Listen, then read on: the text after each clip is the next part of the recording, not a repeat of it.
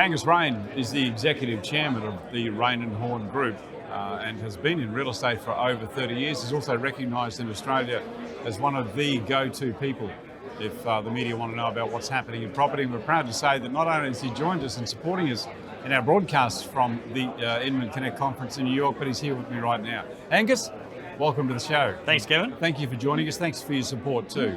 Pleasure. Because without support from companies like Raine Horne, we simply wouldn't be able to be here.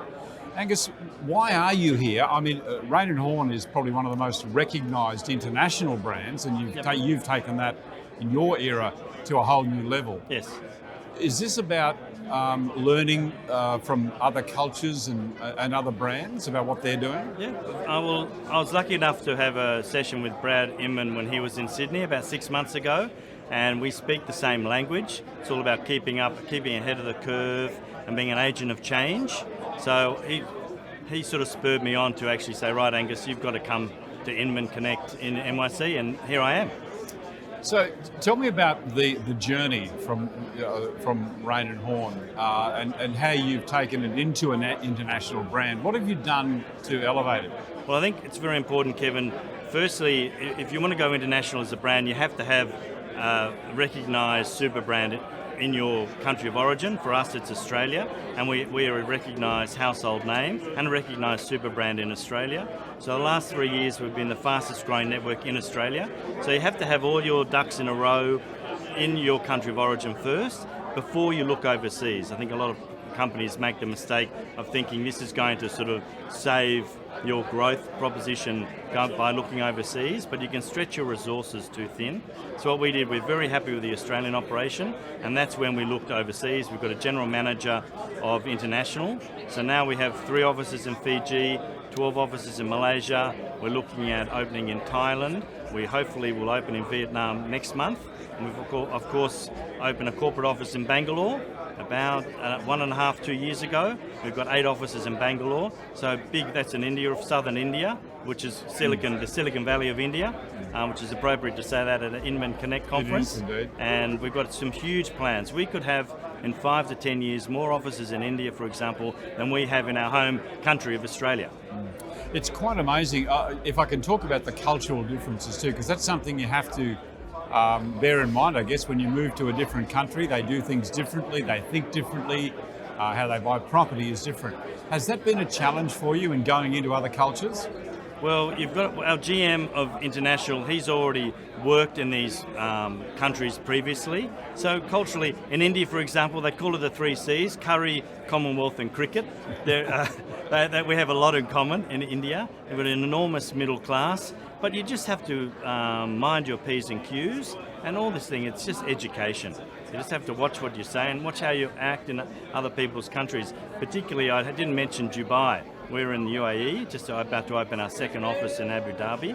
That's a place where you really have to just know about that culture in particular. And it's not a big deal, you just have to be conscious of it and adapt to it. Does America offer great opportunities for you? Certainly, it's probably not on our strategic plan at this stage. Our strategic plan is we change it every 2 to 3 years. It used to be 5 to 10. The industry is changing so quickly, it's now 2 to 3. It's not really on our plans, but you never know. You never know. If an opportunity pops up, the good thing about our company is we can react very quickly to it. And I don't think there's a few companies that can react as quickly as we can and adjust to market changes and adjust to opportunities. So why is that? Is that because it's a family-owned company? 100%. We've owned it for 136 years, and you only have to go to one guy who either says yes or no, and that's me. Most of the time it's yes, but occasionally I tell my executive team and my officers, 4,500 people in our network, occasionally it'll be a no.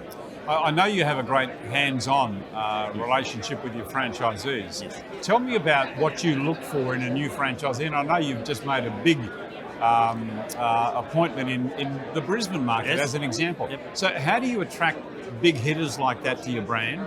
And what do you look for in a leader? Well, it's funny. I've just been in a session about emotional intelligence. When I sit down with people, I can tell if they're Raine Horne people quite quickly.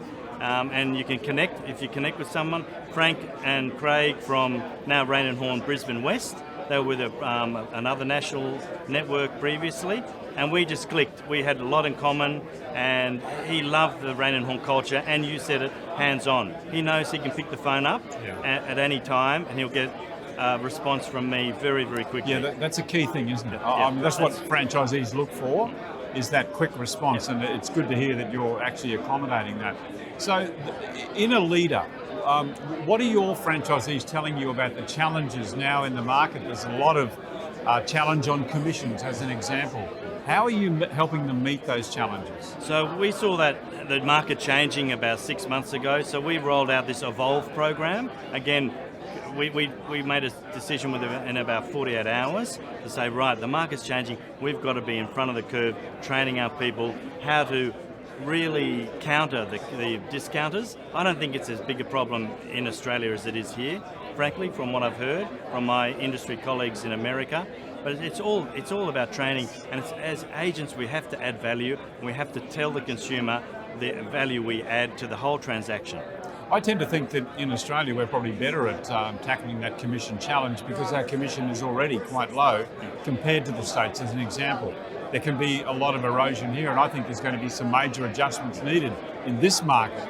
And the Australian model is already being implemented in some areas of America. So in a way, I think our average commission in our network's 1.92%. Yes. So, which is in a way, the good news is it's a barrier to entry for the new players coming in. There's just not enough headroom in the commission space.